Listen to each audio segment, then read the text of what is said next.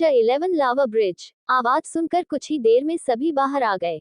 ये देखकर कि हर कोई तैयार था, दीनानाथ ने सभी प्रतिभागियों को दूसरे दौर के लिए महल में ले आया। दूसरा दौर भी बहुत सरल है। आप सभी को 5 मिनट के लिए 2 क्षेत्रों में रहना होगा। दीनानाथ ने सभी को बड़े महल के अंदर ले जाने के बाद कहा। महल बहुत बड़ा था क्योंकि महल एक बहुत बड़ा क्षेत्र में फैला हुआ था। पहले इस हॉल में 3 दरवाजे थे, एक सामने, एक दाईं ओर और एक बाईं ओर। सबसे पहले दीनानाथ ने सभी को दाईं ओर के दरवाजे की ओर ले गया। सभी के अंदर आते ही भीषण गर्मी ने सभी के चेहरों पर आग लगा दी। कमरे के बीच में लावा का एक कुंड था। आपको बस 5 मिनट के लिए लावा के उस पूल के अंदर रहना है, दीनानाथ ने सभी कहा और एक छोटी सी मुस्कान के साथ देखा, क्योंकि परीक्षण के बारे में सुनकर सभी प्रतिभागियों के चेहरे सफेद हो गए थे। लेकिन चिंता मत करो, लावा का वह पूल असली लावा नहीं है, ये सिर्फ फायर एलिमेंट ऊर्जा असली लावा की उपस्थिति में बदल गया है। लेकिन लावा के इस पूल में प्रवेश करने के बाद आपको जो दर्द होगा वह असली लावा जैसा ही होगा। फर्क सिर्फ इतना होगा कि आप सब मरेंगे नहीं बल्कि अपनी त्वचा, हड्डी और अंगों के जलने का दर्द सहेंगे। ये सिर्फ 5 मिनट है, इतना कठिन नहीं है ना? दीनानाथ ने कहा सभी से। हर कोई इस आदमी को ये सुनकर पीटना चाहता था, इतना मुश्किल नहीं है ना? दीनानाथ मुस्कुराए, सबके हाव भाव देखकर बोले, दूसरा दौर अब शुरू होता है। पूल में प्रवेश करते ही आपका 5 मिनट शुरू हो जाएगा। सभी को 10 मिनट में पूल में प्रवेश करना होगा, तब तक आप अपना मीठा समय का आनंद ले। कोई हिलता डुलता नहीं, क्योंकि वे पहले किसी और को जाते देखना चाहते थे। पहला या आखिरी अनुभव वही होगा, और यही सोचकर राहुल लावा के कुंड में कूद गया। सिर हिलाते हुए दीनानाथ की आंखें चमक उठी। इस प्रकार का संकल्प बहुत लोगों में नहीं पाया जाता है। उद्धरण। लावा के कुंड में कूदने के बाद राहुल को पहले 1 सेकंड के लिए कुछ भी महसूस नहीं हुआ, लेकिन फिर नर्क आ गया। राहुल दर्द से चिल्लाया और चिल्लाने के अलावा वह कुछ नहीं कर सकता था। लेकिन जैसे ही राहुल को याद आया कि उसके पिछले जन्म में उसके साथ क्या हुआ था, तो राहुल ने चिल्लाना बंद कर दिया और अपने दांत पीस लिए। दर्द राहुल के शरीर के अंदर भी फैल रहा था क्योंकि राहुल के अंग को दर्द महसूस होने लगा था, जो किसी को पागल कर सकता था। लेकिन राहुल अपने संकल्प को दृढ़ किया और अपने दिमाग को मजबूत किया क्योंकि राहुल इस पूरी परीक्षा को सहन किया। ये कुछ भी नहीं है, भविष्य में राहुल को जो कुछ भी सहना होगा वह इससे ज्यादा दर्दनाक हो सकता है। ये सिर्फ एक ईश्वरीय पहला कदम है। उद्धरण चिन्ह। अजीब तरह से राहुल को दर्द कम होता हुआ महसूस हो रहा था, लेकिन दर्द कम नहीं हो रहा था, लेकिन दर्द के प्रति उसकी सहनशीलता बस एक पायदान ऊपर चली गई है। राहुल भी अपने शरीर को मजबूत महसूस कर सकता था। रुको, क्या यह मौलिक ऊर्जा का उपयोग करके मेरे शरीर को परिष्कृत करने के तरीकों में से एक हो सकता है? पूल में क्या हो रहा था, ये देखकर दीनानाथ ने सिर हिलाया। ये लड़का अच्छा है। उद्धरण। जैसे ही राहुल पूल से बाहर आया 5 मिनट बीत गए थे। उसके बाद प्रतिभागियों ने पूल में कूदना शुरू कर दिया। कुछ लोग पूल में 1 मिनट तक रहने के बाद बेहोश हो गए, और कुछ लोग पूल से बाहर आने के बाद बेहोश हो गए। 7 मिनट के बाद समर्थ ने राहुल से कहा, भाई कैसा लगा? राहुल गंभीर चेहरे के साथ कहा, मैं केवल इतना कह सकता हूँ कि यह सबसे दर्दनाक चीज थी जिसे मैंने अनुभव किया था, लेकिन जब तक आप अपने दिमाग को स्थिर रखते हैं और दर्द के आगे झुकते नहीं हैं, तब तक आप सफल होंगे। मुझे लगता है कि यह पूल फायर एलिमेंट ऊर्जा से संघनित लावा इतना सरल नहीं है। बस दर्द के आगे न झुकें और अपने दिमाग को दृढ़ रखें और आप परीक्षा में सफल हो जाएंगे। बस इतना ही मैं कह सकता हूँ। राहुल की बात सुनकर अपना सिर हिलाते हुए समर्थ ने अपने दांत पीस लिए और पूल में कूद गया। जैसे ही उसने गोता लगाया, वह चिल्लाने लगा। अच्छी तरह से चिल्लाने से दर्द कम हो सकता है, क्योंकि यह एक अच्छे आउटलेट के रूप में कार्य करता है। कई प्रतिभागी पूल से बाहर आने से पहले 5 मिनट तक चिल्लाते रहे। चीखते चिल्लाते समर्थ ने भी वही तरीका अपनाया। समर्थ ने 3 मिनट के बाद चिल्लाना बंद कर दिया क्योंकि समर्थ धीरे धीरे अपना होश खो रहा था, और राहुल ऐसा नहीं होने देना चाहता था। समर्थ, हम एक साथ प्रशिक्षण के लिए जा रहे हैं। अगर आप हार गए तो मैं स्वीकार नहीं करूंगा, इसलिए बेहतर होगा कि आप इस दौर को पार करें। राहुल ने चिल्लाते हुए कहा समर्थ से। मन को स्थिर रखना और दर्द के आगे नहीं झुकना होगा। मैं राहुल के साथ आया हूँ, और मैं अकेला नहीं लौटूंगा, निश्चित रूप से नहीं। समर्थ ने मन ही मन सोचा। समर्थ ने बेहोश होने से अपने आप को रोका और अपने दांत पीस लिए क्योंकि ऐसा लग रहा था कि उसे इस परीक्षण में दर्द सहने के अलावा कोई रास्ता नहीं था उसके पास। 5 मिनट बीत गए जब समर्थ रोने से भी बदतर मुस्कान के साथ बाहर आया। राहुल ने आगे बढ़कर उसकी पीठ पर अपने हाथ धीरे से थपथपाया और कहा, तुम वहां जाओ। और यह वास्तव में कठिन नहीं था। राहुल की बात सुनकर दीनानाथ ने हंस पड़े। हाँ, ये वास्तव में इतना कठिन नहीं है। आपको बस पर्याप्त संकल्प और दर्द को सहन करने की आवश्यकता है। आखिरकार, मौलिक योद्धा के मार्ग पर चलना कोई बच्चों का खेल नहीं है। यदि आप इसे सहन भी नहीं कर सकते हैं, तो आपको 100% भविष्य में प्रशिक्षण के दौरान मौत का सामना करना पड़ सकता है, दीनानाथ ने कहा। उन शब्दों को सुनकर हर कोई सिर हिलाया। 50 लोगों में से सिर्फ 23 ही इस दौर से गुजरे, आधे से ज्यादा ऐसे ही बाहर हो गए। सभी को तैयार देखकर दीनानाथ ने कहा, अब चलो तीसरे क्षेत्र की ओर चलते हैं। प्रतिभागियों में से एक ने हाथ उठाया और बोला, क्या हमें इस बार आराम करने के लिए कुछ समय नहीं दिया जाएगा? 12 लाइटनिंग हाउस। उन शब्दों को सुनकर हर कोई सिर हिलाया। 50 लोगों में से सिर्फ 23 ही इस दौर से गुजरे, आधे से ज्यादा ऐसे ही बाहर हो गए। सभी को तैयार देखकर दीनानाथ ने कहा, अब चलो तीसरे क्षेत्र की ओर चलते हैं। प्रतिभागियों में से एक ने हाथ उठाया और बोला, क्या हमें इस बार आराम करने के लिए कुछ समय नहीं दिया जाएगा? नहीं, दूसरा जोन तीसरे दौर का हिस्सा है, आराम नहीं। ये कहते हुए वह सभी को महल के हॉल के बाईं ओर के दरवाजे पर ले गया। दूसरे दरवाजे में प्रवेश करते ही सभी चौंक गए, और सचमुच चौंक गए थे। कमरे पूरे बिजली से भरी हुई थी और कभी कभी बिजली से चिंगारी भी निकल रही थी। जगह से बिजली की चिंगारी कभी कभी सभी के पास आ जाती थी, जिससे सभी को हल्का झटका लगता है। ये जगह बिजली की मौलिक ऊर्जाओं से भरी हुई है। जैसा कि आप देख सकते हैं कि मंच के बीच में बहुत अधिक भयंकर लाइटनिंग है, और जब आप वहां खड़े होंगे तो यह और भी भयंकर हो जाएगा। इस प्रशिक्षण को पार करने के लिए आप सभी को उस पर खड़ा होना होगा 5 मिनट के लिए। मंच में पिछले दौर की तरह ही सरल है, दीनानाथ ने सभी कहा। सबका एक ही विचार था, वह आदमी पागल गया है इसीलिए कह रहा है कि पहले की तरह आसान है। उद्धरण, ठीक है, फायर जोन की तरह आप सभी को 5 मिनट उस प्लेटफॉर्म पर खड़े होकर रुकना है। समय शुरू होता है अभी। जैसे ही दीनानाथ ने बोलना समाप्त किया, राहुल ने कमरे के बीचों बीच बने मंच की ओर लपका। जैसे ही राहुल मंच पर कदम रखा, राहुल के सिर पर बादल छाने लगे और एक सेकंड के बाद लाइटनिंग ने राहुल को चाबुक की तरह मारना शुरू कर दिया। एक पल का भी ब्रेक न लेने के कारण लाइटनिंग चाबुक ने राहुल को लगातार मारा। कुछ समय के बाद राहुल अपने शरीर को हिलाने की भी क्षमता नहीं थी, क्योंकि पिछले दौर में जितना राहुल महसूस किया उससे भी अधिक तीव्र दर्द ने राहुल पर हमला किया। ये और भी भयानक लगा, क्योंकि राहुल अपने शरीर को हिलाने में भी असमर्थ था। सुन्नता और तीव्र दर्द ने राहुल की शरीर को अंदर बाहर से झकझोर कर रख दिया था। अगर इसे किसी प्रकार की शक्तियों द्वारा नियंत्रित नहीं किया जाता, जैसे कि यह वास्तविक लाइटनिंग थी, तो राहुल पहले ही यश में बदल चुका होता। लेकिन जब तक राहुल संकल्प से अटल रहा, तब तक राहुल का धीरज भी बढ़ता रहा, जिससे राहुल इस नारकीय स्थिति से उबर सकेगा, जहां आप लगातार सुई चुभने वाले दर्द को झेलते हुए अपने शरीर को नियंत्रित नहीं कर सकते। इसका मतलब है कि आप इस प्रतियोगिता से बाहर हो जाएंगे। 5 मिनट के बाद बादल छटते ही लाइटनिंग की हमले बंद हो गई।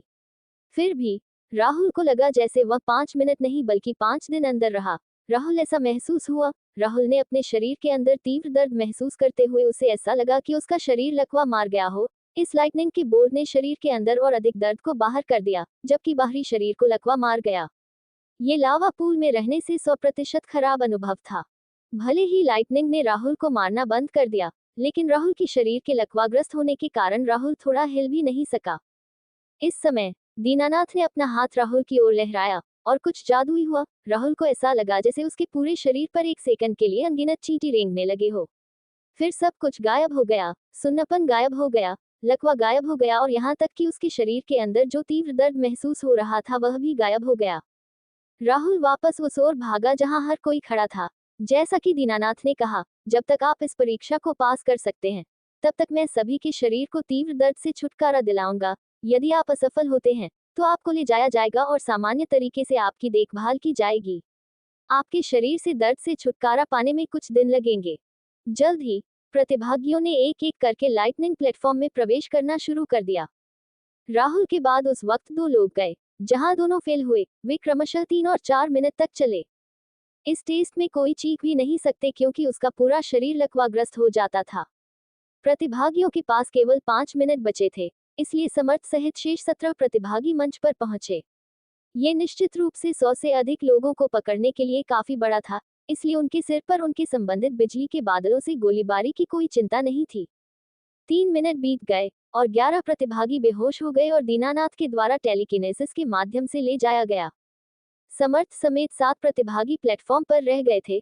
समर्थ को ऐसा लग रहा था कि वह जल्द ही कभी भी बेहोश हो जाएगा, लेकिन इस बार राहुल कुछ नहीं कहा। इसका कारण ये था कि उसकी आंखों में देखकर राहुल को लग रहा था कि वह पहले से ही अपनी सीमा से परे है, लेकिन वह अभी भी इस नर्क के माध्यम से इस परीक्षा को पास करने के लिए जोर दे रहा था और सहन कर रहा था। समय बीतता गया। 30 सेकंड के बाद शेष प्रतिभागियों में से एक बेहोश हो गया, जो उसे दीनानाथ द्वारा ले जाया गया। क्या यह मेरी कल्पना है या कुछ और? प्रतिभागियों को देख रहे दीनानाथ ने अचानक सोचा। दीनानाथ ने संदेह को दूर करने के लिए वह मंच के ऊपर से उड़ गया, और जैसे ही उसने प्रतिभागियों में से एक को नीचे देखा, उसका शरीर कांपने लगा। बिल्कुल नहीं। क्या मैं सपना देख रहा हूँ? नहीं, निश्चित रूप से नहीं। ऐसा लगता है कि हमें कोई छिपा हुआ खजाना मिल गया है। दीनानाथ के चेहरे बेहद उत्साह और खुशी से भरी थी। Chapter 13 third round of exam. बिल्कुल नहीं। क्या मैं सपना देख रहा हूँ? नहीं, निश्चित रूप से नहीं। ऐसा लगता है कि हमें कोई छिपा हुआ खजाना मिल गया है। दीनानाथ के चेहरे बेहद उत्साह और खुशी से भरी थी। इस समय राहुल ने भी मंच पर कुछ देखा। समर्थ की आंखों का रंग बदलने लगा। हर गुजरते सेकंड के साथ उसे चांदी की रंगत मिलती रही। कुछ ही सेकंड के बाद उसकी आंखें चांदी की तरह हो गईं, क्योंकि लाइटिंग बोल्ट अब समर्थ को नहीं मार सकते थे। राहुल स्पष्ट रूप से देखा कि एक लाइटनिंग का बोल्ट जो समर्थ को मारने वाला था, उसे किसी तरह नहीं मारा, क्योंकि यह उसके दाहिने तरफ उतरा। लेकिन दीनानाथ के कार्यों से राहुल महसूस कर सकता था कि यह निश्चित रूप से एक बहुत अच्छी बात थी, और केवल एक अच्छी चीज थी जिसके बारे में राहुल अभी सोच सकता था, और वह थी समर्थ। किसी तरह भाग्य के मोड़ या ईश्वरीय हस्तक्षेप या जो भी हो, समर्थ किसी तरह आत्मीयता जागा सका। इसका मतलब है कि उसने किसी तरह का एक तत्व के साथ आत्मीयता प्राप्त की। हालांकि उसकी आंखों में चांदी के रंग से राहुल को नहीं पता कि वह तत्व क्या है। उसके बाद जो अंतिम प्रतिभागी फेल हो गया, समर्थ सहित शेष 5 प्रतिभागियों ने लाइटनिंग का स्वाद चखा, लेकिन उतरते ही समर्थ की आंख अचानक बंद हो गई। इस दृश्य को देखकर दीनानाथ ने समर्थ को छोड़कर सभी को मंच से दूर भेज दिया, क्योंकि वह समर्थ को गौर से देख रहा था। समर्थ ने आंखें खोलने से पहले 10 मिनट तक आंखें बंद रखी, लेकिन इस बार उनकी आंखों में चांदी का रंग नहीं था। दीनानाथ समर्थ के पास चले गए और मुस्कुराते हुए बोले, बधाई हो बालक, तुमने अभी अभी जैकपॉट मारा है। समर्थ को पता नहीं था कि क्या हुआ। क्या हुआ? मैंने जैकपॉट कैसे मारा? ऐसा लगता है कि समर्थ को अपने ही कर्तव्य के बारे में पता नहीं था और पिछले 15 मिनट में क्या हुआ था। श्रीमान दीनानाथ, क्या आप जानते हैं कि समर्थ किस तत्व को जगाया है? मुझे नहीं पता कि चांदी का रंग क्या दर्शाता है, राहुल ने दीनानाथ से पूछा। उनकी बात सुनकर समर्थ पहले तो भ्रमित हुआ और फिर चौंक गया। रुको, तुम कह रहे हो कि मैंने एक तत्व के लिए आत्मीयता जगाई है? तुम मेरी टांग तो नहीं खींच रहे हो? दीनानाथ ने मुस्कुराते हुए कहा, बेशक हम आपकी टांग नहीं खींच रहे हैं। आपने वास्तव में एक तत्व के लिए आत्मीयता जगाई है, और जो तत्व आपने जगाया है वह इतना दुर्लभ है कि थंडर फायर वैली में उस तत्व का एक भी व्यक्ति नहीं मिल सकता है। जल्दी करो और हमें बताओ कि वह ईश्वरीय तत्व क्या है। उद्धरण। दीनानाथ हंसे और सभी की निगाहों को नजरअंदाज करते हुए समर्थ से कहा, चलो समर्थ, मैं तुम्हें थंडर फायर वैली के मुख्यालय में छोड़ दूंगा। उसके बाद उसने बस समर्थ का कंधा पकड़ा और कमरे की खिड़की से महल के बाहर उड़ गया। सभी देख सकते हैं कि आप अपनी अभिव्यक्ति से जल्दी में हैं, लेकिन कम से कम दरवाजे का उपयोग करें। हर प्रतिभागी यही सोच रहा था। राहुल भी दीनानाथ की ऐसी हरकत को देखकर अचंभे में था। उसने हमें ये भी नहीं बताया कि चांदी के रंग का एलिमेंट क्या था। लानत है, लेकिन इसके अलावा मैं वास्तव में समर्थ के लिए खुश हूँ। हो सकता है कि मैं उस तरह के एलिमेंट को भी जगा सकूं अगर मैं लावा पूल और थंडर प्लेटफॉर्म जैसे कुछ और नरक से गुजरता हूँ। मैं समर्थ जैसे एलिमेंट को जगाने के बारे में कल्पना ही कर सकता हूँ, राहुल ने मन ही मन सोचा। प्रतिभागियों में से एक ने पूछा, क्या किसी को पता है कि चांदी का रंग क्या दर्शाता है? राहुल चांदी के रंग वाले तत्व के बारे में कभी नहीं सुना था। राहुल भी टावर में मायरॉन के रिकॉर्ड पढ़े थे, लेकिन सिल्वर कलर एलिमेंट का कोई जिक्र नहीं था। लेकिन राहुल जानता था कि उस दीनानाथ को जरूर इसके बारे में पता होगा, और वह निश्चित रूप से उस एलिमेंट के बारे में जानता है। प्रतिभागियों ने एक दूसरे के साथ बात करना शुरू कर दिया, जबकि राहुल वहीं खड़ा था। शायद उन्होंने राहुल से पूछने की जहमत नहीं उठाई, क्योंकि राहुल उनसे छोटा था। टीएस जो भी हो। इसमें से 10 मिनट बीत गए जब सभी अपने पीछे किसी के कदमों की आहट सुनी, जहां कमरे का दरवाजा था। सभी ने पीछे मुड़कर उस व्यक्ति को देखकर सोचा, तो आप इस बार दरवाजे से वापस आए। ठीक है, आप 5 ने तीसरा दौर का पहला हिस्सा पास कर लिया है और अब आधिकारिक तौर पर थंडर फायर वैली के शिष्य हैं। लेकिन हमें अभी भी आपका आकलन करने के लिए तीसरे दौर का दूसरा हिस्सा को संचालन करने की आवश्यकता है, जो तब तय करेगा कि आपको काम पर कहाँ भेजा जाएगा और आपके पास कितने संसाधन होंगे, दीनानाथ ने कहा। सभी को सिर हिलाते हुए देखकर दीनानाथ सभी को कमरे से बाहर ले गया और उस दरवाजे में प्रवेश किया जो पैलेस हॉल के उत्तर में था, जिसे सभी ने महल में प्रवेश करने के ठीक बाद देखा था। राहुल समर्थ के बारे में कुछ पूछना चाहता था, लेकिन राहुल अपने धैर्य को काबू में रखा और पूछने से पहले तीसरा दौर का दूसरा राउंड खत्म करने का फैसला किया। जल्द ही सभी तीसरे दरवाजे में प्रवेश कर गए, लेकिन इस बार इसमें कुछ खास नहीं था। ये कमरा महल से बाहर ले गया क्योंकि वहां एक झरना, एक तालाब और हरियाली थी। सभी के प्रवेश करने के बाद दीनानाथ ने कहा, ये दौर पिछले वाले से भी अधिक सरल है। आपको बस अपनी आंखें बंद करके उस तालाब के अंदर बैठना है। कोई समय सीमा नहीं है। जब आप अंदर नहीं रह सकते हैं तो आप बाहर आ सकते हैं। बस आप जितनी देर तालाब में रहेंगे, आपको उतने ही अधिक पुरस्कार मिलेंगे, काम करने का बेहतर स्थान और बेहतर संसाधन। विवरण सुनकर सभी लोग तालाब के पास पहुंचे और उसमें बैठ गए, और बैठने के बाद भी तालाब का जल स्तर सभी के गले तक ही पहुंचा।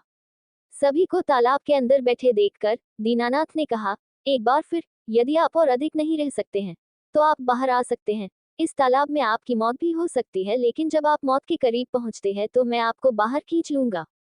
चैप्टर 14 अफिनिटी पिल टैबलेट। सभी को तालाब के अंदर बैठे देखकर दीनानाथ ने कहा, एक बार फिर, यदि आप और अधिक नहीं रह सकते हैं तो आप बाहर आ सकते हैं। इस तालाब में आपकी मौत भी हो सकती है, लेकिन जब आप मौत के करीब पहुंचते हैं तो मैं आपको बाहर खींच लूंगा। दीनानाथ की अंतिम बात सुनकर प्रतिभागियों के चेहरे पर पसीना आने लगा, जैसा उन्होंने सोचा, मृत्यु के करीब। आपका कहना है कि हम इस सामान्य दिखने वाले तालाब में मर भी सकते हैं? उद्धरण। राहुल भी उस बात को सुनकर हैरान था और मन ही मन कहा, पिछले दौर में जिसमें एक खतरनाक दिखने वाला लावा पूल और लाइटनिंग प्लेटफॉर्म, दीनानाथ ने स्पष्ट रूप से कहा था कि उनमें मरने का कोई खतरा नहीं है, लेकिन उस इस सामान्य दिखने वाले तालाब में मर भी सकते हैं। फिर राहुल ने अपनी आंखें बंद कर ली। कुछ मिनटों के बाद राहुल बेतरतीब चीजों के बारे में सोच रहा था जब राहुल को एहसास हुआ कि पानी ठंडा हो रहा है, लेकिन इससे कोई फर्क नहीं पड़ रहा था। और दूसरी तरफ थंडर फायर वैली हेडक्वार्टर में समर्थ एक बहुत ही भव्य हॉल में अकेला बैठा था, जिसमें हॉल के इंटीरियर में लाल, नीले और सुनहरे रंग के डिजाइनों के मिश्रण के साथ खुदा हुआ पैटर्न था। उसे देखने वाला हर कोई कह सकता था कि वह घबराहट और उत्तेजना का एक बंडल था। अचानक हवाएं चलने लगी और 60 के दशक में एक आदमी दिखाई दिया, जिसने एक सुनहरा वस्त्र पहना था जो लाल और नीले रंग था। उसके चेहरे पर एक फीकी मुस्कान थी, क्योंकि उसके असर से उसकी वृद्ध उपस्थिति के बावजूद तेज था। वह समर्थ के सामने आया और बोला, छोटा लड़का, घबराओ मत, तुम्हारा जीवन बदलने जा रहा है क्योंकि भाग्य ने तुम्हारा साथ दिया है। किसी को सामने देखकर समर्थ चौंक गया और डर भी गया, क्योंकि इस व्यक्ति की आभा बहुत शक्तिशाली थी। वह आदमी मुस्कुराया और बोला, घबराओ मत छोटा लड़का, मेरा नाम अनूप है और मैं तुम्हारा मालिक बनने जा रहा हूँ। मुझे यकीन है कि तुम्हारे कई सवाल हैं, लेकिन पहले मुझे सुन लो। पहली बात आपके नए जीवन के बारे में है। आप थंडर फायर वैली के पवित्र पुत्र बनने जा रहे हैं और भविष्य में वैली मास्टर के रूप में मेरा पद भी प्राप्त करेंगे। समर्थ स्तब्ध था। ऐसा लगता है जैसे उसकी ठुड्डी जमीन से टकराते ही उसके सिर में बम फट गया हो। वैली मास्टर अनूप ने कहना जारी रखा, दूसरी बात यह है कि जिस तत्व को आपने जगाया वह कोई और नहीं बल्कि अत्यंत दुर्लभ अंतरिक्ष तत्व है। कम से कम मेरे जीवन के वर्षों के अनुभव में मैंने इस तत्व के साथ एक व्यक्ति को कभी नहीं देखा है, लेकिन हमारे पास रिकॉर्ड है कि अंतरिक्ष तत्व को बाहर रखा गया है। एक व्यक्ति की आंखों में फीकी चांदी की रोशनी देखा था। जब मैं स्काईलार्क मंडप के मंडप मास्टर से यह एक और एकमात्र अंतरिक्ष मौलिक मछली उधार लेने गया था। यहाँ तक बोलते हुए वैली मास्टर ने समर्थ का कंधा पकड़ लिया, क्योंकि वे दोनों बड़े महल से बाहर निकले और एक तालाब की ओर दिखाई दिए। उसने अपना हाथ लहराया और एक चांदी के रंग की मछली दिखाई दी, जिसे उसने तालाब में फेंक दिया। अब जाओ, तालाब के अंदर खड़े हो जाओ, वैली मास्टर ने समर्थ से कहा। तालाब की ओर चलते हुए समर्थ ने सिर हिलाया। जैसे ही उसने तालाब में पैर रखा, चांदी की मछली दौड़ती हुई उसकी ओर आई और चमकने लगी। ये रुकने से पहले 30 सेकंड तक चमकता रहा। परिणाम देखकर वैली मास्टर उत्साहित हो गए। ये लगभग उच्च ग्रेड तक पहुंच गया है। वैली मास्टर ने बुदबुदाया और मन ही मन हंसा, हा हा हा। समर्थ तब बाहर आया जब वैली मास्टर ने मछली को पुनः प्राप्त किया। वैली मास्टर, क्या किसी एलिमेंट के एफिनिटी ग्रेड को बढ़ाना संभव है? समर्थ ने पूछा। वैली मास्टर के चेहरे पर यह मुस्कुराहट थी और उन्होंने सिर हिलाया। एलिमेंट के आत्मीयता ग्रेड को बढ़ाना वास्तव में संभव है। मैं देखता हूँ। वैसे वैली मास्टर, समर्थ की हिचकिचाहट देखकर वैली मास्टर ने कहा, तुम क्या चाहते हो? आप अपनी इच्छाएं बता सकते हैं। आखिरकार हम कल समारोह के बाद एक आधिकारिक रूप से गुरु और शिष्य होंगे। उद्धरण चिन्ह। यहाँ मेरा एक दोस्त है जो मेरे भाई की तरह है। उसके पास एक मौलिक आत्मीयता नहीं है, लेकिन मैंने सुना है कि एक एफिनिटी गोली एक व्यक्ति के अंदर एक आत्मीयता को जगा सकती है। फिर समर्थ चुप हो गया। तो आप अपने दोस्त के लिए एफिनिटी पिल मांगना चाहते हैं? समर्थ को अपना सिर हिलाते हुए वैली मास्टर ने आह भरी, ऐसा नहीं है कि मैं आपको एफिनिटी पिल नहीं देना चाहता, लेकिन हम इसे अब और नहीं बना सकते हैं। थंडर एंड फायर के स्रोत पिछले वैली मास्टर के बाद से बहुत कमजोर हो गए हैं। 300 साल पहले बहुत सारी गोलियां बनाने के लिए उनका इस्तेमाल किया। इस प्रकार स्रोत कमजोर हो गया और अब हमें एफिनिटी गोलियों का एक और बैच बनाने से पहले 200 साल और इंतजार करने की जरूरत है। मैं देखता हूँ। समर्थ उदास था क्योंकि वह राहुल की बहुत मदद करना चाहता था। उनकी अभिव्यक्ति को देखकर वैली मास्टर बोले, मुझे पता है कि वह तुम्हारा सबसे अच्छा दोस्त है, लेकिन आप और वह अब अलग अलग दुनिया के लोग हैं। सामान्य मौलिक योद्धाओं का केवल 100-150 साल का जीवन काल होता है, जबकि मौलिक जादूगर लंबे समय तक जीवित रह सकते हैं, क्योंकि निश्चित रूप से सभी मौलिक योद्धा अपने मानसिक दायरे को नहीं खोल सकते हैं, इसलिए वे केवल 100 वर्षों तक ही जीवित रह सकते हैं। इस सच्चाई को सुनकर समर्थ और भी दुखी हुआ और बड़बड़ाया, वह मुझसे ज्यादा मेहनत करता है और वह मुझसे ज्यादा एक मौलिक आत्मीयता पाने का हकदार है। वैली मास्टर ने सिर हिलाया, ऐसी किस्मत है समर्थ, इसे स्वीकार तो करना ही होगा। और दूसरी तरफ इस दौरान तालाब के अंदर बैठे प्रतिभागियों के साथ तालाब पूरी तरह से जम गया था। दीनानाथ तालाब के पास खड़े हो गए और प्रतिभागियों को देखा। अचानक उन्होंने अपने हाथों को लहराया और एक प्रतिभागी को तालाब से बाहर निकाला। बाहर आने के बाद प्रतिभागी जमी नहीं थी और जल्द ही उसे होश आ गया। यह क्या हुआ? Chapter 15 hidden monster. दीनानाथ तालाब के पास खड़े हो गए और प्रतिभागियों को देखा। अचानक उन्होंने अपने हाथों को लहराया और एक प्रतिभागी को तालाब से बाहर निकाला। बाहर आने के बाद प्रतिभागी जमी नहीं थी और जल्द ही उसे होश आ गया। यह क्या हुआ? दीनानाथ ने उसकी ओर देखा और कहा, तुम्हारा दिल धड़कना बंद करने वाला था, इसलिए मैंने तुम्हें बाहर निकाला, बस इतना ही। प्रतिभागियों ने कुछ बोलने के लिए अपना मुंह खोला, लेकिन कुछ सेकंड के बाद उसे बंद कर दिया और कुछ नहीं कहा, लेकिन अन्य जमे हुए प्रतिभागियों की ओर अपना ध्यान केंद्रित किया। दीनानाथ द्वारा 2 और प्रतिभागियों को बाहर निकालने से पहले 1 और मिनट बीत गया। अब केवल राहुल और एक अन्य प्रतिभागी तालाब के अंदर रह गए थे। 30 सेकंड के बाद उसने दूसरे प्रतिभागी को बाहर निकाला। अब तालाब में केवल राहुल बचा था। दीनानाथ ने राहुल के पिछले दौर के प्रदर्शन के बारे में सोचा। जैसा उसने सोचा था, इस लड़के को भयानक इच्छा शक्ति मिली है। वह निश्चित रूप से एक मौलिक जादूगर बन जाएगा यदि वह 1 या 2 दशक के बाद अपनी लड़ाई की भावना नहीं खोता है। उद्धरण। राहुल की सोच वर्तमान में चरम पर थी। वह अब कुछ भी नहीं सोच सकता था और अभी उसकी एक ही इच्छा थी, और वह थी सोना। लेकिन वह जानता है कि अगर वह सो जाता है तो ये खत्म हो जाएगा, और इसलिए वह तब भी नहीं सोने की कोशिश करता रहा जब उसके दिमाग की शक्ति लगभग शून्य होने लगी थी। बाहर दीनानाथ के चेहरे पर एक अजीब भाव था। जैसा उसने सोचा, तुम किस तरह के इंसान हो? जल्दी करो ताकि मैं तुम्हें बाहर निकाल सकूं। उद्धरण। 5 मिनट के बाद प्रतिभागियों में से एक ने अपना हाथ उठाया और दीनानाथ को अपनी ओर देखते हुए बोला, वह मरा नहीं है। वह जमे हुए राहुल की ओर इशारा करते हुए बोला। दीनानाथ ने उपहास किया और कहा, तुम्हारे और उसकी तरह एक साथ कचरा मत डालो। मुझे लगता है कि इस बच्चे के भीतर एक राक्षस छिपा हुआ है। ये केवल समय की बात है जब ये जागता है। उसका शरीर और मस्तिष्क अजीब तालमेल में है। अब वह यहाँ दिनों तक रहने पर भी मरेगा नहीं, लेकिन अब उसे भी इसका कोई फायदा नहीं होगा कि वह पहले से ही इसके अनुकूल हो गया है। मान लीजिए कि तीसरा दौर भी अब खत्म हो गया है। उद्धरण चिन्ह। अपनी बात समाप्त करते हुए उसने अपना हाथ लहराया और तालाब से जमे हुए राहुल को बाहर निकाला। बाहर आने के बाद राहुल जल्द ही अपनी अजीब स्थिति से बाहर निकल गया, क्योंकि उसके मस्तिष्क ने अपने सामान्य कार्यों को पुनः प्राप्त कर लिया था। ये देखकर दीनानाथ बोला, अब जबकि तीसरा दौर समाप्त हो गया है, मैं आप सभी को उस स्थान पर ले जाऊंगा जहां आप रहकर काम करेंगे। ये कहकर दीनानाथ ने हवा से एक रथ निकाला, जिसने सभी को स्तब्ध कर दिया। सामने बैठने के बाद उन्होंने सभी प्रतिभागियों को देखा और कहा, आप पूरे दिन क्या सपना देख रहे हैं? अगर आप थंडर फायर वैली में प्रवेश करना चाहते हैं तो जल्दी करो। फिर सभी अपने अपने विचार से हट गए और रथ पर चढ़ गए, जिसमें 10 लोगों को पीछे और 2 लोगों को आगे रखने के लिए पर्याप्त जगह थी। ये देखकर कि हर कोई रथ में चढ़ गया, दीनानाथ ने अपने सामने एक चौकोर स्लेट पर अपना हाथ दबाया, जिससे रथ हवा में तैरने लगा और आगे बढ़ गया। चलते हुए राहुल ने पूछा, क्या मौलिक योद्धा उड़ सकते हैं? दीनानाथ ने उसकी ओर देखा और एक फीकी मुस्कान के साथ कहा, एलिमेंटल वॉरियर्स उड़ नहीं सकते। सभी ने मायूस भाव दिखाया, लेकिन फिर आ गए। लेकिन हर कोई दीननाथ को कोसना चाहता था, लेकिन उन्होंने खुद को रोक लिया क्योंकि वे इस आदमी द्वारा रथ से बाहर नहीं फेंकना चाहते थे।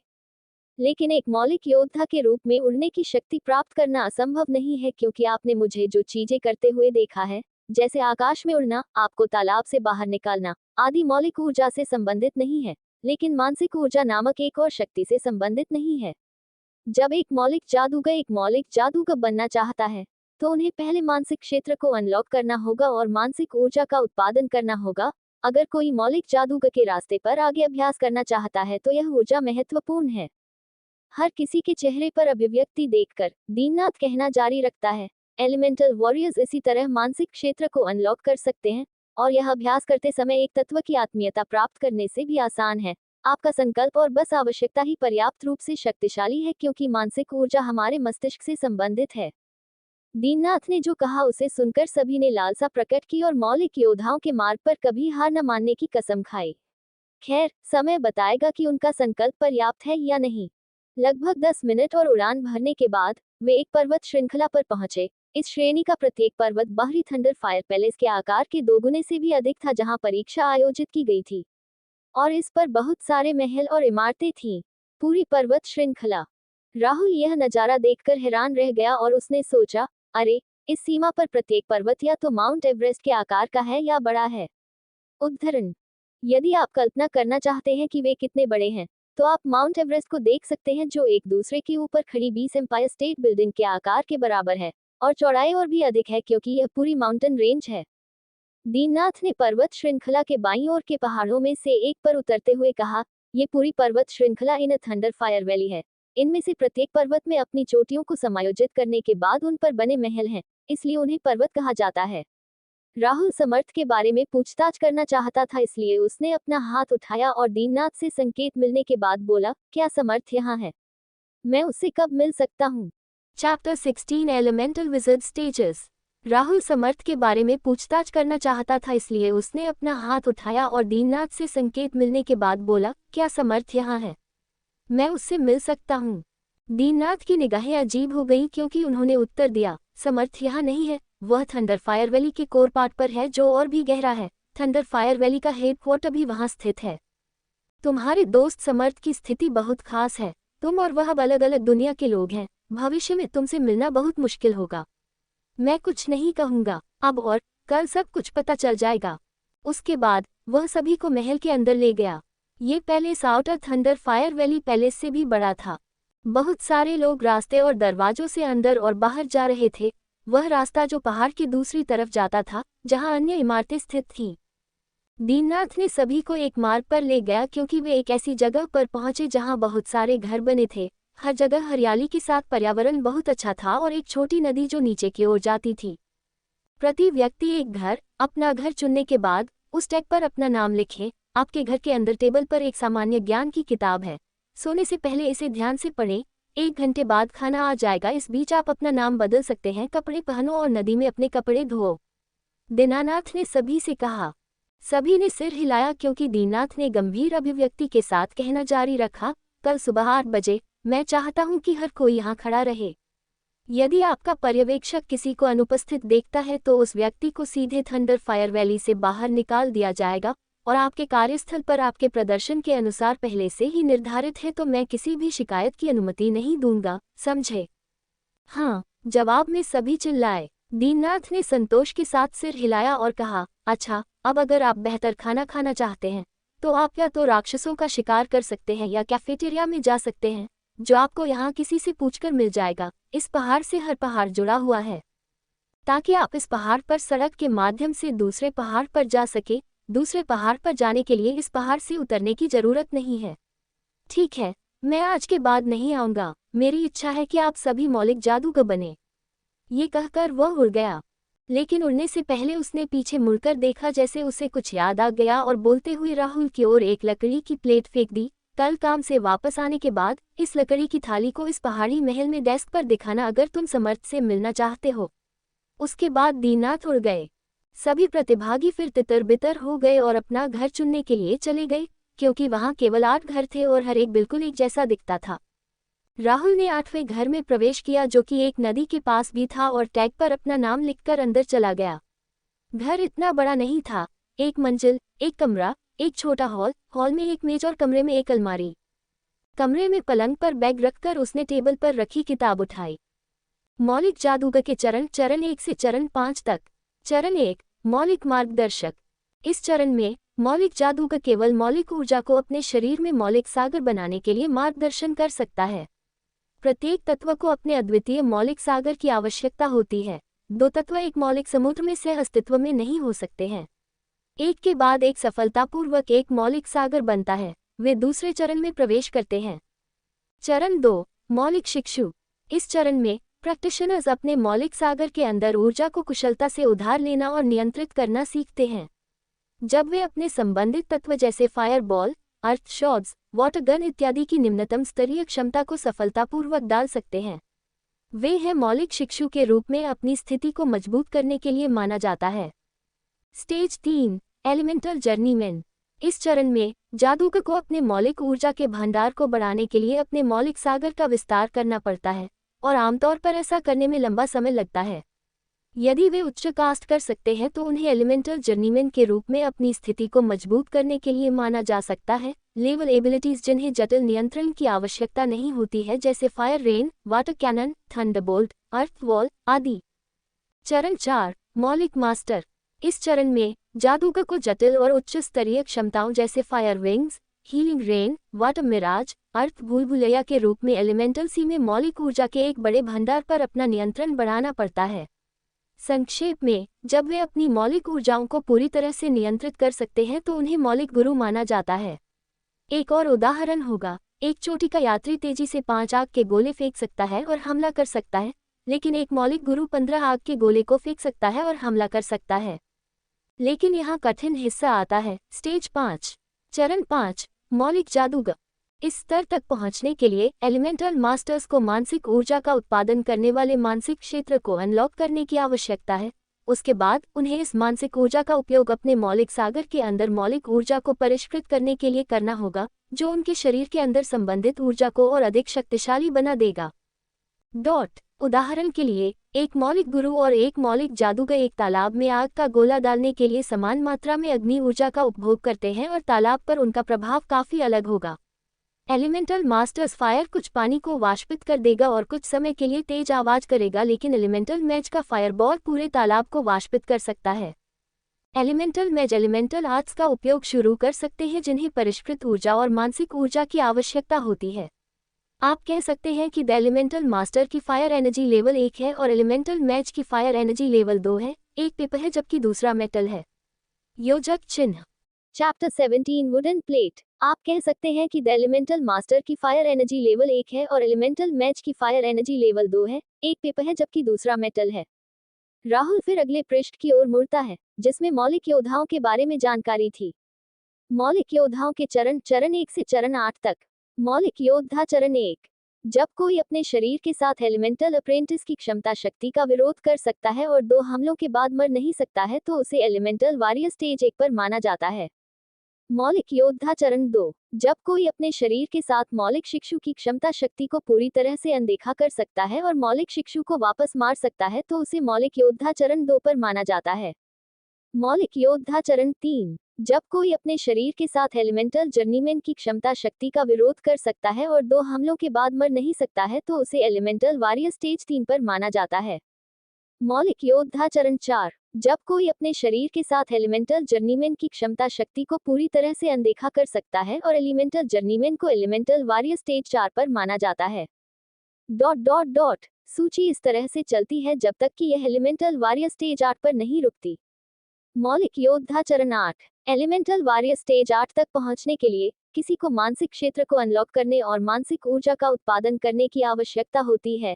इस मानसिक ऊर्जा का उपयोग अपने शक्तिशाली परिष्कृत निकायों के साथ संयोजन में करके वे एलिमेंटल मैच के खिलाफ वापस लड़ सकते हैं। अगले कुछ पन्नों में इन थंडर फायर वैली के नियमों और विनियमों के संबंध में कुछ अन्य जानकारी थी। सब कुछ पढ़ने के बाद राहुल ये सोचते हुए अपने बिस्तर पर लेट गया, तो तात्विक योद्धाओं को भी मानसिक क्षेत्र को अनलॉक करने की आवश्यकता है यदि वे अपना रास्ते जारी रखना चाहते हैं। जल्द ही वह चीजों के बारे में सोचते हुए सो गया। कपड़े धोना और चीजों को व्यवस्थित करना पूरी तरह से भूल गया। प्रतिभागियों ने आज जितने भी परीक्षण किए, उनके लिए यह उचित है कि वे शाम के 4 बजे तक भी सो के नहीं जाएंगे। न जाने कितनी देर बाद राहुल ने अपनी आंखें खोली। अरे, मैं गलती से सो गया। राहुल अपने कमरे से बाहर निकला और हॉल में लगी घड़ी की तरफ देखा। राहत की सांस लेते हुए राहुल ने सोचा, तो अभी 3 बजे हैं। अब जब मैं उठा, व्यायाम करने और चीजों को व्यवस्थित करने का समय आ गया है। उद्धरण। सुबह 6 बजे राहुल ने व्यायाम करना समाप्त किया। सुबह 7 बजे राहुल ने चीजों की व्यवस्था की, अपने कपड़े धोए और स्नान किया। और पौने 8 बजे वह पहले से ही बाहर खड़ा था, पर्यवेक्षक के आने की प्रतीक्षा कर रहा था। एक एक करके अन्य लोग अपने घर से बाहर निकले और सुबह 8 बजे से पहले सभी लोग बाहर खड़े थे। जल्द ही राहुल 2 लोगों को अपनी दिशा में आते देखा। दोनों अपने 40वें वर्ष में थे, लेकिन उनके चारों ओर यह शक्तिशाली आभा थी और वे मजबूत दिख रहे थे। पहुंचने के बाद उन्होंने राहुल और अन्य को ध्यान से देखा। फिर उनमें से एक ने कहा, तुम बच्चे यहाँ रहो, दूसरे मेरे पीछे आओ। राहुल और उसके 40वें वर्ष के एक अन्य व्यक्ति को छोड़कर हर कोई चला गया। वह राहुल पर मुस्कुराया और बोला, मेरा नाम केदारनाथ है, आप मुझे अंकल केदार कह सकते हैं। आप उनके साथ नहीं जाएंगे क्योंकि आपका कार्यस्थल उनसे अलग है। मेरे पीछे आओ, आपको जगह दिखाएंगे। वे दोनों फिर चलने लगे। राहुल उस आदमी का पीछे पीछे चलता रहा क्योंकि उसे यहाँ कोई रास्ता नहीं पता था। वे काफी लंबी दूरी तक चले, कई रास्ते बदलने, और यहाँ तक कि एक बिंदु पर पहाड़ से नीचे उतरे। अंत में एक उदास जगह पर पहुंचने से पहले, उदास क्योंकि आसमान में काले बादल थे। यहाँ पहुंचने के बाद वे एक गुफा के दरवाजे में प्रवेश कर गए, जो एक और पहाड़ की ओर जाता था। कुछ मिनटों के लिए अंधेरे में चलने के बाद राहुल को कुछ आवाजें सुनाई देने लगी। क्लंगक, क्लंगक, क्लंगक। चमकदार क्रिस्टल वाला एक क्षेत्र दिखाई दिया जिसने आसपास के वातावरण को रोशन कर दिया, जहां लोग काले रंग के क्रिस्टल का खनन कर रहे थे। यहां पहुंचकर केदारनाथ ने राहुल से कहा, इन काले क्रिस्टल का बहुत ही रहस्यमय उपयोग है। अगर लोग लंबे समय तक उनके पास रहेंगे, तो उनकी मांसपेशियां और अंग धीरे धीरे मजबूत होंगे। उनका एक और उपयोग यह है कि इन क्रिस्टल का उपयोग बढ़ाने के लिए किया जा सकता है। उपकरणों का स्थायित्व। फिर उसने एक पिकैक्स उठाया, जिस पर एक काला क्रिस्टल लगा हुआ था। ये पिकैक्स तब अधिक प्रभावी होता है जब यहाँ क्रिस्टल की खदान में इस्तेमाल किया जाता है। ये कहते हुए उन्होंने पिकैक्स को राहुल को सौंप दिया और कहा, जाओ और खनन शुरू करो। तुम्हारे पास रोजाना 7 घंटे के लिए, सुबह 8 बजे से दोपहर 3 बजे तक। बाद में आप मौलिक योद्धाओं के प्रशिक्षण क्षेत्रों में प्रशिक्षण ले सकते हैं। राहुल ने सिर हिलाया और अपेक्षाकृत दूर के स्थान पर खनन करना शुरू किया जहां ब्लैक क्रिस्टल्स की संख्या अधिक थी। ये देखकर केदारनाथ ने सिर हिलाया और वापस चली गई। राहुल 7 घंटे काम करने के बाद अपने घर लौट आया और एक अच्छा स्नान करने के बाद वह सीधे पहाड़ के महल में मुख्य डेस्क पर लकड़ी की प्लेट के साथ चला गया जो उसे दीनानाथ द्वारा दी गई थी। मेज पर पहुंचकर, जहां 40 साल की एक महिला बैठी थी, उसे लकड़ी की प्लेट सौंप दी। लकड़ी की प्लेट को देखते हुए और फिर राहुल की ओर देखते हुए उसने एक कागज निकाला जिस पर पैटर्न लिखा हुआ था और 1 सेकंड के बाद वह जलने लगा और राख में बदल गया। कुछ मिनट रुको, दीनानाथ जल्द ही यहाँ आ जाएगा, महिला ने राहुल से कहा। राहुल ने बस सिर हिलाया और दीनानाथ के इंतजार में एक तरफ खड़ा हो गया। 10 मिनट के बाद दीनानाथ को माउंटेन पैलेस के प्रवेश द्वार से ऐश की ओर चलते हुए देखा जा सकता था। दीनानाथ को ऐसा लग रहा था कि वह अभी चल ही रहा है, लेकिन उसका हर कदम 2 मीटर से अधिक दूरी को पार कर गया और वह कुछ ही सेकंड में राहुल के सामने आ गया। चैप्टर 18 दोस्त से मुलाकात। दीनानाथ को ऐसा लग रहा था कि वह अभी चल ही रहा है, लेकिन उसका हर कदम 2 मीटर से अधिक दूरी को पार कर गया और वह कुछ ही सेकंड में राहुल के सामने आ गया। राहुल, चलो मिलते हैं, आपके दोस्त समर्थ से मिलते हैं। दीनानाथ ये कहते हुए उसने सीधे राहुल के कंधे को पकड़ लिया और तेज गति से दोनों महल के बाहर उड़ गए। दोनों ने घाटी में गहराई से उड़ान भरी और उस क्षेत्र में पहुंचे जहां बहुत सारे थंडर क्लाउड और ज्वालामुखी थे जिनमें लावा स्वतंत्र रूप से बह रहा था। राहुल की हैरानी चेहरा को देखते हुए दीनानाथ ने कहा, ये ज्वालामुखी और बादल प्राकृतिक रूप से नहीं बने हैं बल्कि एलिमेंटल आर्कमेज द्वारा बनाए गए हैं। राहुल के हाव भाव और भी हैरान करने वाले हो गए क्योंकि बिना किसी आधार के उनके मुंह से अनायास ही उनके मुंह से निकल पड़े, मैं भविष्य में इस तरह की चीजें जरूर कर पाऊंगा, बस समय की बात है। ये सुनकर दीनानाथ हंस पड़े और बोले, पता नहीं तुम्हें खुद पर इतना भरोसा कैसे है। राहुल का चेहरा शर्मसार हो गया। उसे अपने विचारों को इस तरह जोर से बोलना नहीं चाहिए था। जल्द ही उन्होंने गड़गड़ाहट वाले बादलों और ज्वालामुखी क्षेत्र को पार किया और एक पूरी तरह से अलग जगह पर पहुंचे। सामने का नजारा देखकर राहुल की दुनिया का नजारा पूरी तरह से बिखर गया। एक विशाल माउंटेन पैलेस को हवा में निलंबित कर दिया गया था। यह इतना बड़ा था कि राहुल वास्तव में ऊंचाई को नहीं देख सकता था क्योंकि बादल घना और घूम रहे थे। ये थंडर फायर वैली का मुख्यालय है और एक ऐसी जगह भी है जहां हमारे गुट के मुख्य सदस्य रहते हैं। यहाँ थोड़ा रुकते हुए दीनानाथ ने कहा, तुम्हारा दोस्त समर्थ अब से यहाँ रहने वाला है।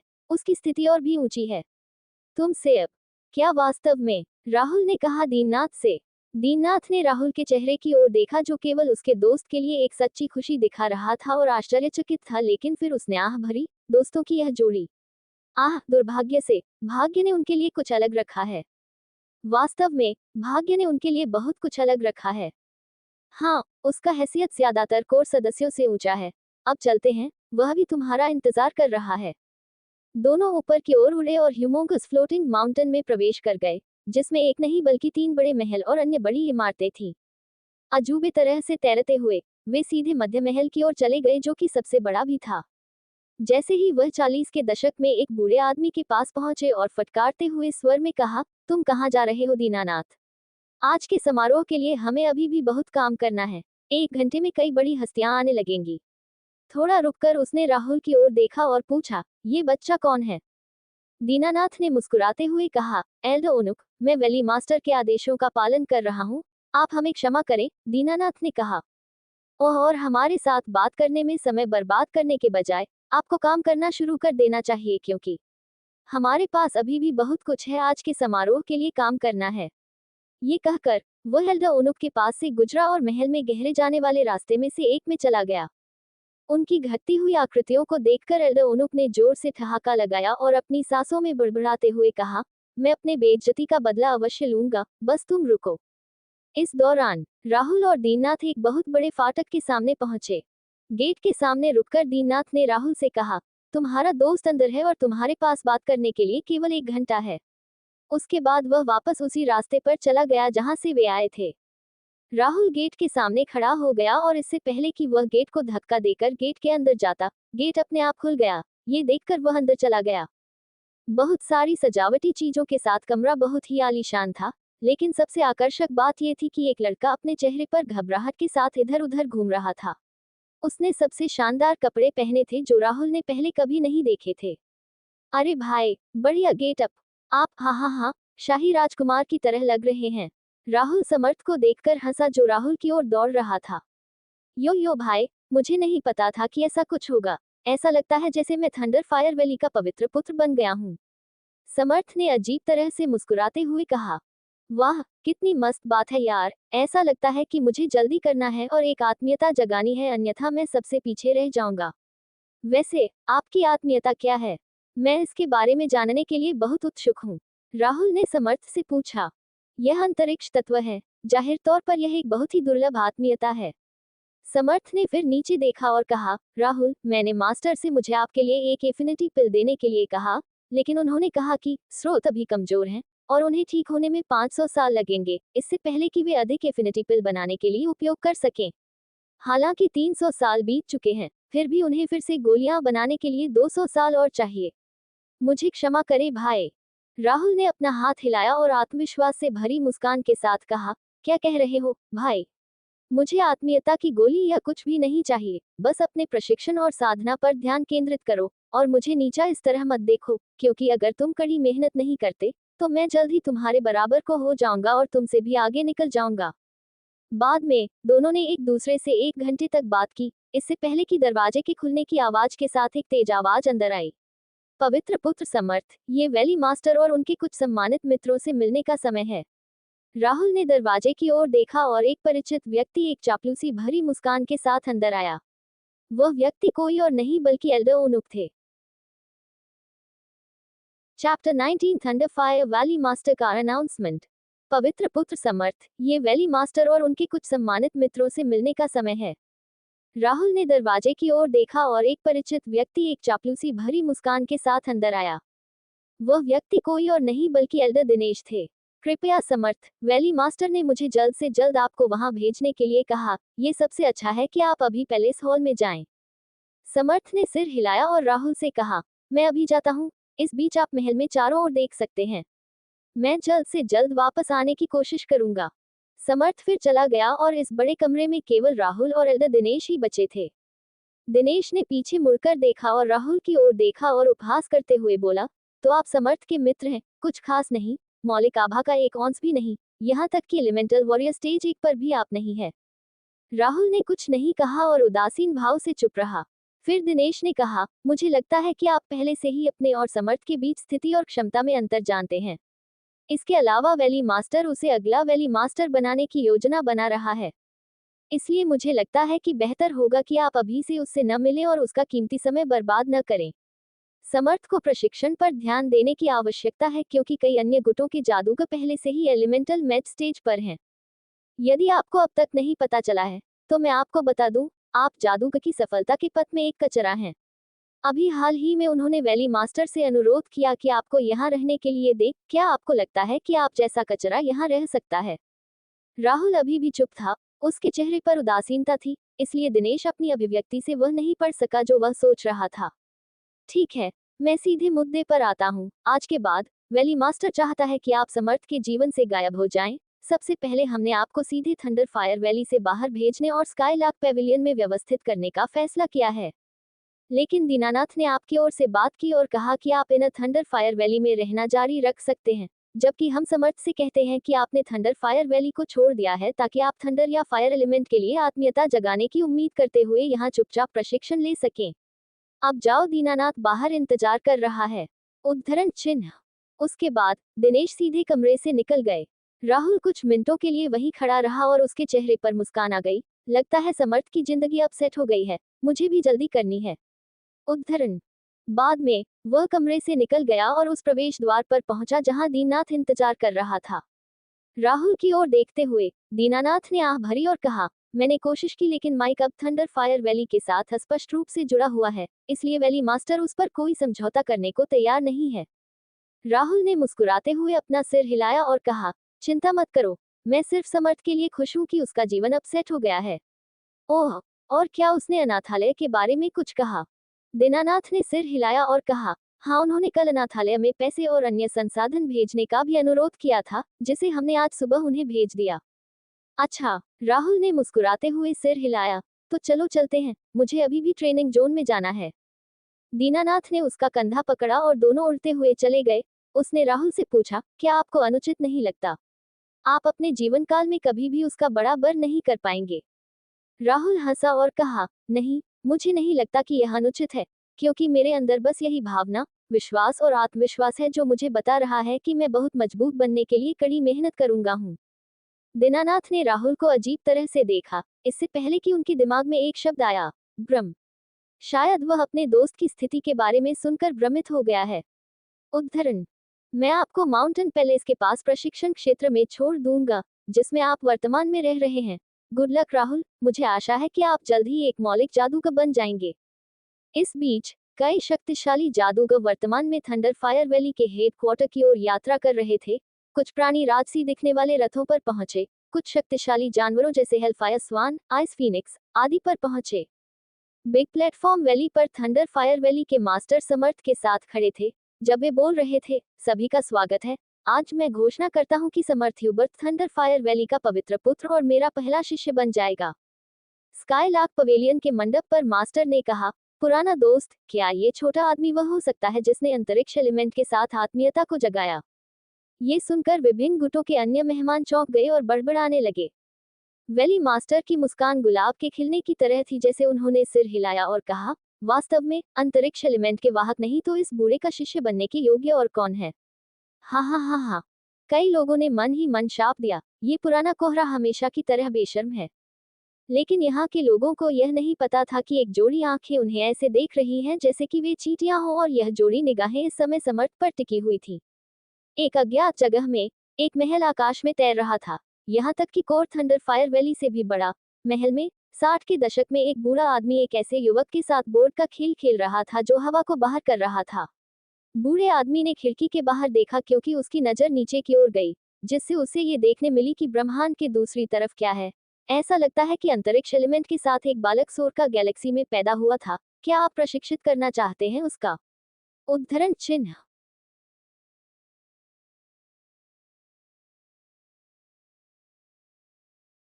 चैप्टर 20 लड़का अभी भी जीवित है।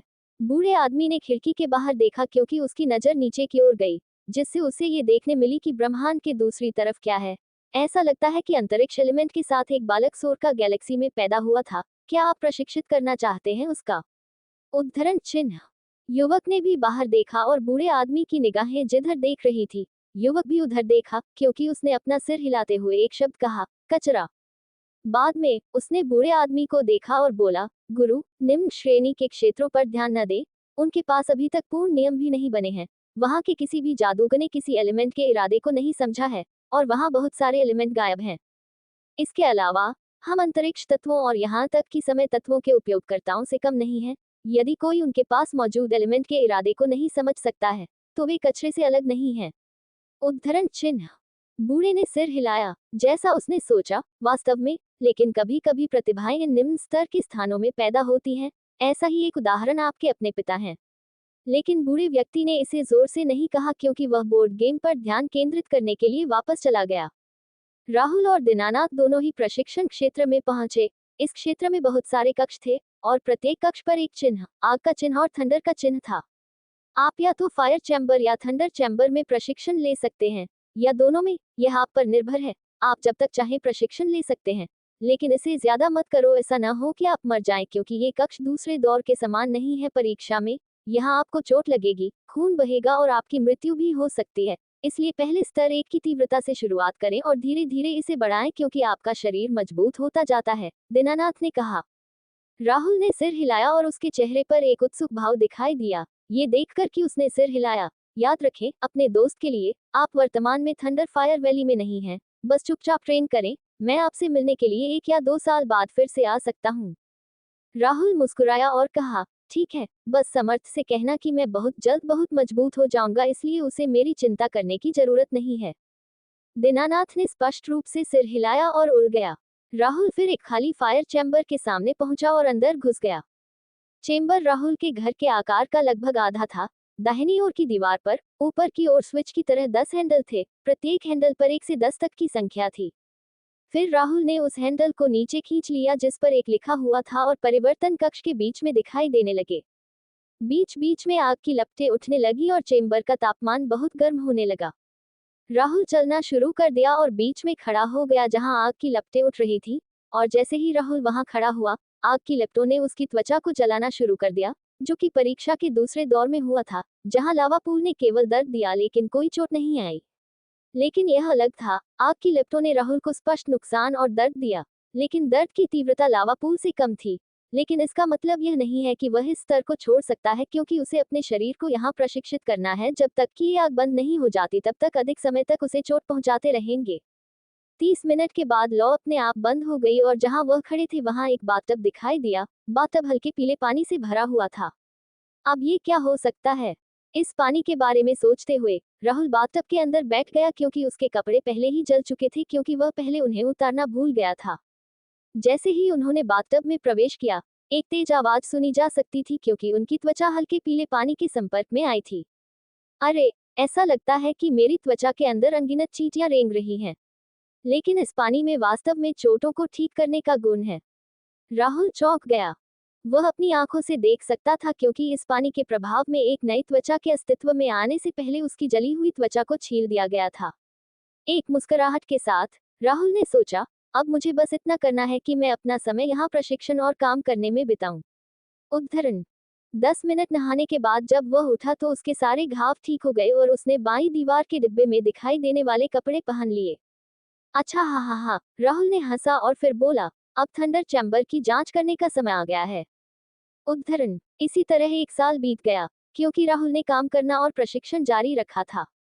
आज हमेशा की तरह राहुल सुबह जल्दी उठा, व्यायाम किया, स्नान किया और काम पर चला गया।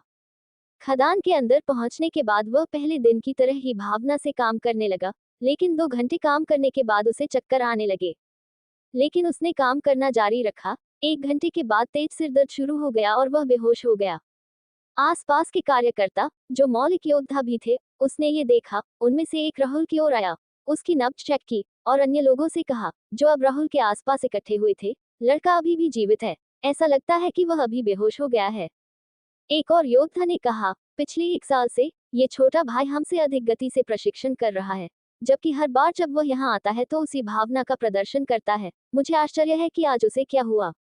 एक और योद्धा, जो गंजा था और एक बड़े फ्रेम का शरीर था, बोला, हाँ, इसके अलावा वह अपना अधिकांश समय प्रशिक्षण कक्षों में बिताता है।